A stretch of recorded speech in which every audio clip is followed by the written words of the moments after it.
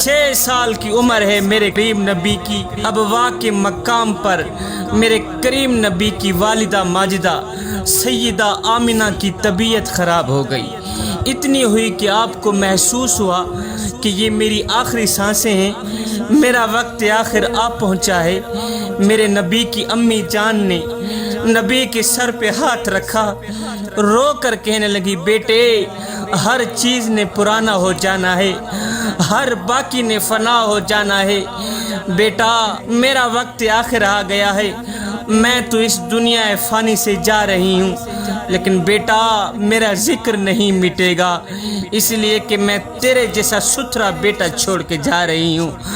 ہے در یتیم پیدا ہونے والے نبی کے ابو تو پہلے ہی وفات پا چکے تھے، ایک ماں کا آسرا تھا، آج وہ بھی چل بسا۔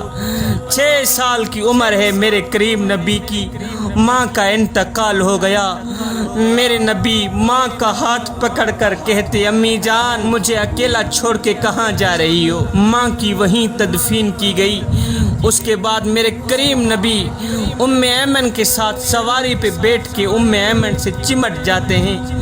ہائے آج ماں کا آسرا بھی چھین لیا گیا، میرے حضور ام ایمن سے چمٹے ہوئے ہیں اور رو رہے ہیں۔ ام ایمن جا کے میرے نبی کو حضرت عبد المطلب کے ہاں سپرد کر دیتی ہے۔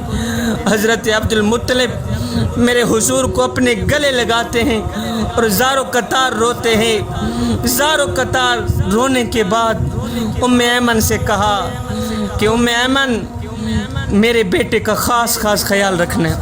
پھر انہوں نے اتنا خیال رکھا کہ میرے حضور خود فرماتے ہیں کہ ام ایمن میری ماں کے بعد میری ماں ہے۔ 2 سال گزرے ہی تھے کہ حضرت عبد المطلب کا بھی انتقال ہو گیا۔ جب آپ کا جنازہ اٹھا تو سارا مکہ جنازے کے لیے امڈ آیا، جنازہ جا رہا ہے۔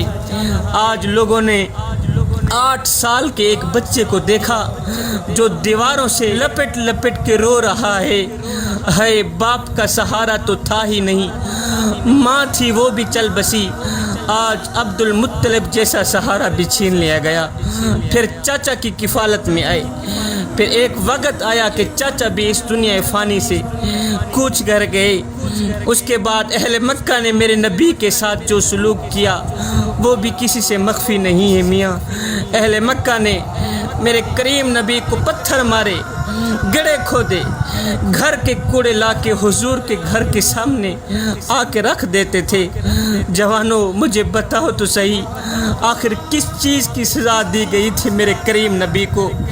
وقت کے گزرنے کے ساتھ ساتھ میرے حضور نے پھر طائف کا سفر کیا کہ لوگ میری بات کو سن لیں کہ آخر میں کیا کہنا چاہتا ہوں، لیکن طائف والوں نے بھی دردناک سلوک کیا، لوگوں کے ہاتھ میں پتھر دے دیے کہ جدھر میرے نبی نے گزرنا تھا اسی راستے پہ ان لوگوں کو کھڑا کر دیا اور کہا کہ ان کو پتھر مارو۔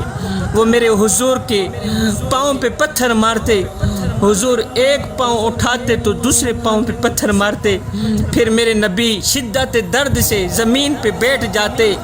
جب بیٹھتے تو 2 ظالم آتے، دائیں بائیں سے حضور کے کندھوں سے پکڑ کر اٹھا کر کھڑا کر دیتے، پھر پتھر مارتے، یہاں تک کہ حضور کی نالین خون سے بھر گئی۔ اس وقت عذاب کے فرشتے میرے نبی کے پاس آئے، عرض کی حضور اگر آپ کہیں تو ابھی دونوں پہاڑوں کو ایک دوسرے سے جوڑ دیں، ان کافروں کا نام و نشان بھی ختم کر دیں۔ حضور یہ جو آپ کو تکلیفیں دے رہے ہیں، درد دے رہے ہیں، اگر آپ فرمائیں تو دونوں پہاڑوں کو آپس میں جوڑ دیتے ہیں، ان کو یہی ختم کر دیتے ہیں، ان کا نام و نشان بھی ختم ہو جائے گا۔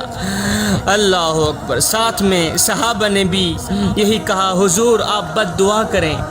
میرے نبی نے دونوں ہاتھ اٹھائے، جو ساتھ تھے ان کو شدید آرزو تھی کہ ابھی حضور کی زبان کھلے گی، بد دعا نکلے گی اور ان کافروں کا نام و نشان مٹ جائے گا، لیکن ہائے جب وہ لب کھلے، میرے حضور کی زبان ہلی تو ایک دم آواز آئی، اے اللہ میری قوم کو ہدایت دے دے، میری قوم کو ہدایت دے دے، یہ نادان مجھے نہیں جانتے۔